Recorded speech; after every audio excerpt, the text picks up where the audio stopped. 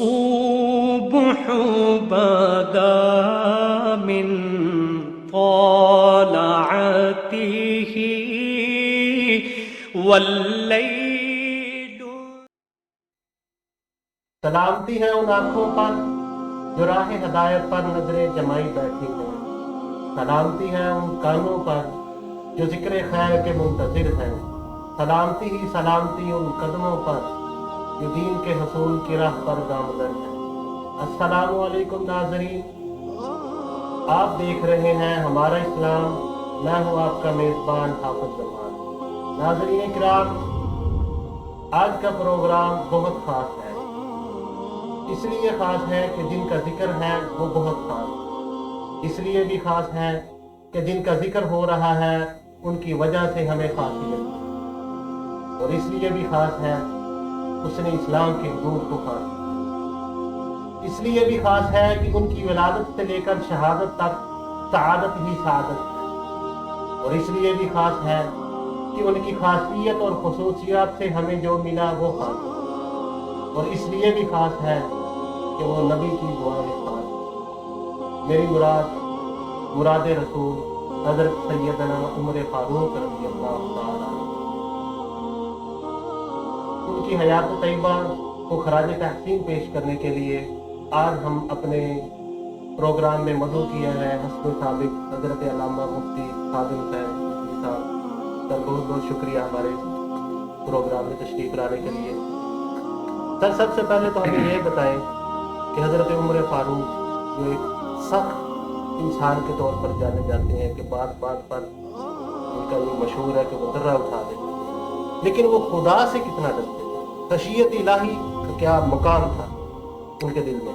الحمدللہ رب العالمین والعاقبۃ للمتقین والصلاة والسلام علی سید الانبیاء والمرسلین، اما بعد فاعوذ باللہ من الشیطان الرجیم، بسم اللہ الرحمن الرحیم، محمد الرسول اللہ والذین معہ اشداء علی الکفار، صدق اللہ مولانا العظیم۔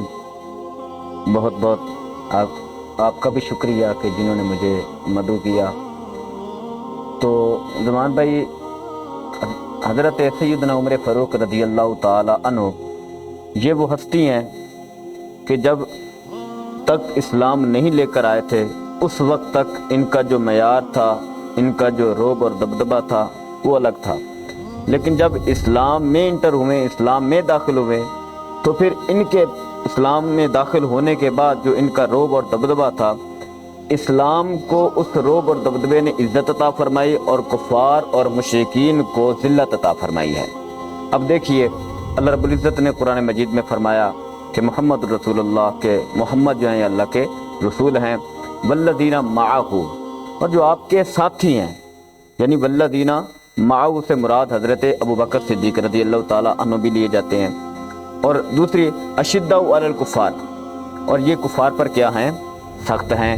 تو یہاں اشداء علی الکفار سے جو مفسرین کرام نے مراد لیے وہ حضرت سیدنا عمر فاروق، کہ یہ کفار کے معاملے میں اور جو گستاخان رسول ہیں ان کے معاملے میں بہت زیادہ سخت تھے اور کوئی نرمی ان کے دل میں موجود نہیں تھی۔ اب حضرت سیدنا عمر فاروق رضی اللہ تعالیٰ عنہ جب اللہ کی بارگاہ میں پیش ہوتے تو پھر ان کا جو طبیعت کا معاملہ تھا، جو ان کی حیات تھی، وہ خشیت الہی میں ڈوبی ہوئی ہوتی تھی۔ یعنی حضرت سیدنا عمر فاروق رضی اللہ تعالیٰ عنہ کے بارے میں مکاشفۃ القلوب کے اندر امام محمد غزالی لکھتے ہیں کہ جب آپ کوئی آیت سنتے تو بے ہوش ہو جاتے، اور آپ خوف خدا میں اتنا روتے کہ آپ کی دونوں آنکھوں کے نیچے سیاہ رنگ کے 2 نشان پڑ گئے تھے، اور آپ ایک تنکا اٹھا کر کہتے کہ کاش میں یہ تنکا ہوتا، کوئی قابل ذکر چیز ہی نہ ہوتا۔ تو اتنی خشیت الہی اور اتنا خوف خدا ان کے اندر۔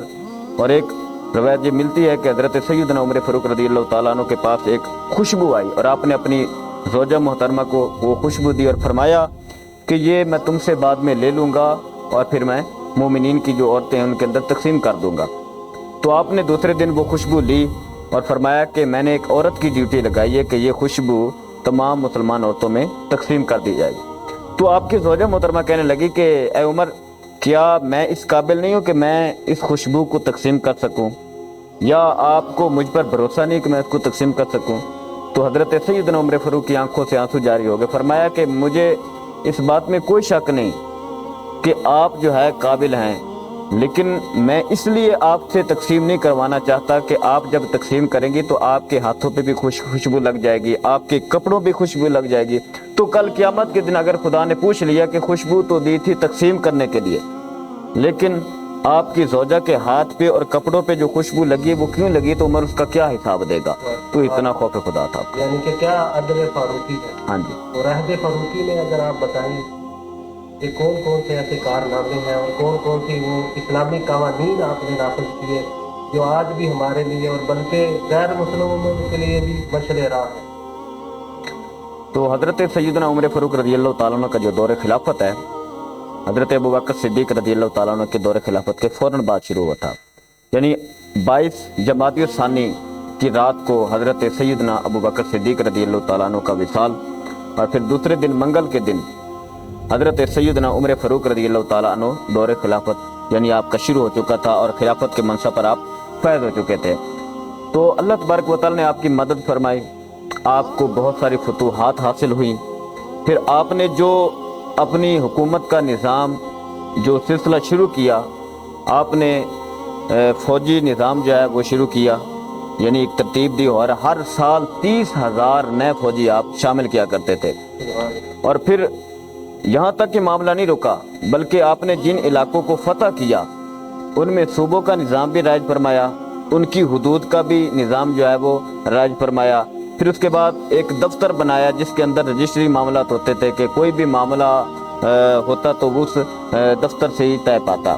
تو یہ جتنے بھی امور ہیں، معاملات ہیں، یہ حضرت سیدنا عمر فاروق رضی اللہ تعالیٰ عنہ کے دور میں ہی زیادہ تر رائج ہوئے. آج مسلم امہ کے ممالک سے ہٹ کر جو انگریز ممالک ہیں، اگر ان کو دیکھا جائے تو وہ بھی حضرت سیدنا عمر فاروق رضی اللہ تعالیٰ عنہ کے بنائے ہوئے قانون کو فالو کر رہے ہیں. اور اسی لیے حضرت سیدنا عمر فاروق رضی اللہ تعالیٰ عنہ کے جو دور کے معاملات ہیں، جو دور کے قوانین ہیں، وہ زیادہ اہم اور زیادہ جو ہے وہ ترقی پذیر ہیں. اور اسی طرح حضرت سیدنا عمر فاروق رضی اللہ تعالیٰ عنہ آپ کا جو دور خلافت ہے وہ عدل پر قائم تھا، اور آپ کے تابع ہر چیز تھی. یعنی زمین بھی آپ کا حکم مانتی تھی، پانی بھی آپ کا حکم مانتا تھا، اسی طرح ہوا بھی آپ کا حکم مانتی تھی. جب مدینہ کی سرزمین پر زلزلہ ہوا تو آپ نے درہ مار کر فرمایا کہ تجھ پر کیا عمر نے عدل نہیں فرمایا کہ تو حرکت میں آ چکی ہے. تو آپ کے آسے کی وجہ سے، آپ کے درے کی وجہ سے وہ زمین فوراً ساکن ہوگی. اسی طرح آپ کے دور میں ایک عورت کا جو ہے وہ تیل زمین کے اندر جذب ہو گیا گرنے کی وجہ سے، تو آپ نے اس پر جا کر فرمایا کہ زمین میں نے تجھ پر عدل نہیں کیا، تو فوراً اس زمین نے تیل جو ہے وہ باہر نکال دیا. اسی طرح پانی دریا نیل نہیں چل رہا تھا تو اس کے معاملات اور تھے کہ وہ ایک زیب و زن اپنا ایک عورت کو جو ہے وہ زیورات پہنا کر پھر اس دریا نیل کے سپرد کیا جاتا تو پھر وہ جاری ہوتا. لیکن آپ نے ایک خط لکھا اور آپ کے خط کی وجہ سے وہ دریا نیل دوبارہ بہنا شروع ہو گیا، اور آج تک وہ رکا نہیں. یہ حضرت عمر فاروق رضی اللہ تعالیٰ عنہ کے اپنا دور کا کمال ہے کہ آپ نے اس وقت پانی کو حکم دیا تو پانی نے بھی اپنا راستہ بنا لیا. اسی طرح آپ نے زمین کو حکم دیا تو زمین بھی ساکن ہو گئی. یہ معاملات تھے. علامہ صاحب، ہم اکثر یہ کسی بھی شخصیت کے بارے میں جب یہ بات کرتے ہیں تو ہم یہ کہتے ہیں کہ ائمہ کرام نے ان کے بارے میں کیا کہا، محدثین مفسرین ان کے بارے میں کیا کہتے ہیں. لیکن میرا سوال یہ ہے کہ حضرت عمر رضی اللہ تعالیٰ عنہ کے بارے میں اللہ تعالیٰ کیا فرماتے ہیں؟ جی ماشاءاللہ بہت اچھا سوال ہے. دیکھیے حضرت علی المرتضیٰ شیر خدا کرم اللہ وجہ الکریم، آپ سے روایت ابن عساکر کے اندر موجود ہے. آپ فرماتے ہیں کہ قرآن مجید فرقان حمید میں عمر پاک کی رائے میں سے کئی رائے موجود ہیں. یعنی عمر پاک کی موافقت میں قرآن پاک کی آیات کریمہ نازل ہوئیں. اور اسی طرح حضرت ابن عمر رضی اللہ تعالیٰ عنہ سے روایت ترمذی شریف کی حدیث ہے. آپ فرماتے ہیں کہ نبی پاک علیہ السلام نے فرمایا کہ اللہ رب العزت نے عمر کی زبان پر اور اس کے دل پر حق کو جاری فرما دیا. اور پھر آگے فرماتے ہیں کہ جب مشورہ یا رائے وغیرہ لی جاتی تو ہر صحابی اپنی رائے دیتا، اور حضرت سیدنا عمر فاروق بھی اپنی رائے دیتے. لیکن قرآن جو ہے وہ حضرت سیدنا عمر فاروق کی رائے کے اوپر ہی نازل ہوتا تھا. اور حضرت سیدنا عمر فاروق رضی اللہ تعالیٰ عنہ خود فرماتے ہیں، بخاری و مسلم شریف کی حدیث ہے آپ فرماتے ہیں کہ میں نے اپنے رب سے 3 باتوں میں موافقت فرمائی ہے۔ ویسے تو تاریخ الخلفاء میں 21 مقام پر اللہ رب العزت نے آپ کی موافقت فرمائی ہے، لیکن آپ خود فرماتے ہیں کہ 3 مقام پر تو میری موافقت خدا کے ساتھ ہے۔ نمبر 1، جب مقام ابراہیم کو مصلی گاہ بنانا چاہا تو میں نے سرکار کی بارگاہ میں عرض کی، یا رسول اللہ، اگر مقام ابراہیم کو نماز کی جگہ قرار دیا جائے تو کتنا ہی اچھا ہوتا۔ تو اس پر یہ آیت نازل ہوئی، وَاتَّخِذُوا مِن مَّقَامِ إِبْرَاهِيمَ مُصَلَّى۔ گویا کہ اللہ رب العزت فرما رہا ہے کہ محبوب عمر کی جو رائے ہے میری بھی وہی رائے ہے۔ اب وَاتَّخِذُوا مِن مَّقَامِ إِبْرَاهِيمَ مُصَلَّى، کہ اب مقام ابراہیم کو جو ہے وہ نماز کی جگہ قرار دیا جائے۔ اور دوسری موافقت جو حضرت سیدنا عمر فاروق رضی اللہ تعالیٰ عنہ فرماتے ہیں کہ وہ پردے کے معاملے میں جب نبی پاک علیہ السلام کی بارگاہ میں لوگ آتے تھے مسائل پوچھنے کے لیے، تو آپ نے عرض کی، یا رسول اللہ، نیک لوگ بھی آتے ہیں اور بدکار لوگ بھی آتے ہیں، تو آپ اپنی ازواج مطہرات کو پردے کا حکم دیجئے۔ تو اس پر یہ آیت کریمہ نازل ہوئی کہ یا ایھا النبی کل ازواجک و بناتک و نساء المؤمنین۔ تو یہ پوری آیت ہے، تو اس میں اللہ رب العزت نے پردے کا حکم نازل فرما دیا۔ اور تیسری موافقت جو حضرت عمر پاک فرماتے ہیں وہ یہ ہے کہ جب نبی پاک علیہ السلام اور آپ کے ازواج مطہرات کے اندر کوئی معاملہ بنا جس کے اندر وہ غیرت کا معاملہ تھا، تو حضرت سیدنا عمر فاروق نے اس وقت آ کر فرمایا کہ اے میرے نبی کی ازواج مطہرات، تم اپنے اس معاملے سے باز آ جاؤ، ورنہ خدا تم سے بہتر عورتیں محبوب کے عقد میں بھیج دے گا۔ تو اب یہ اس معاملے میں بھی آیت کریمہ نازل فرمایا، عسیٰ ربہ ان طلقکن ان یبدلہ ازواجا خیرا منکن، کہ آپ کا رب آپ کے قریب ہے کہ اگر آپ ان کو طلاق بھی دے دیں تو آپ کا رب ان سے بہتر عورتیں جو ہے آپ کے عقد میں آپ کے عقد میں بھیج دے گا۔ تو اس سے معلوم ہو کہ حضرت سیدنا عمر فاروق رضی اللہ تعالیٰ عنہ کی موافقت میں قرآن پاک کی بہت ساری آیات کریمہ جو ہے وہ نازل ہوئی ہیں۔ ناظرین، اگر اس ساری گفتگو کو ایک شعر میں سمیٹا جائے تو کچھ یوں ہے کہ میں کیا بتاؤں کہ کیا ہے عمر، واہ عمر واہ عمر واہ عمر۔ اس کے بارے میں رسول کریم صلی اللہ علیہ وسلم کی حدیث سے مبارکہ ہے کہ لو کان بعد نبی لکان عمر بن الخطاب، اگر میرے بعد کوئی نبی ہوتا ہے۔ اگلے پروگرام سے تک کے لیے ہمیں اجازت دیجیے، اللہ حافظ۔ الصبح بدا من طلعته والليل